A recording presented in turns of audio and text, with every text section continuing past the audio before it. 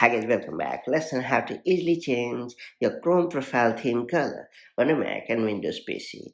Are you tired of the same old look in Google Chrome? Well, did you know that you can easily give each Chrome profile its own unique color theme to make browsing more fun and organized? In this handsome guide, I'll show you how to easily change your Chrome profile theme color both on your Mac and Windows PC so that you can fully personalize your browser exactly the way you like it. Whether it's for work, school, or just personal style, customizing your Chrome profile has never been easier before. That said, let's get it started.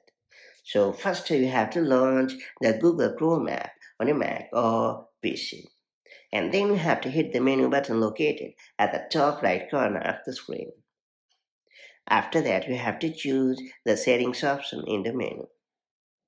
Then you have to ensure that You and Google option is selected in the left sidebar. After that, you have to choose Customize your Chrome profile option. Then you have to choose the desired theme color and you are all set. The change will come into effect right away. That means you don't need to relaunch the browser to bring the change into effect.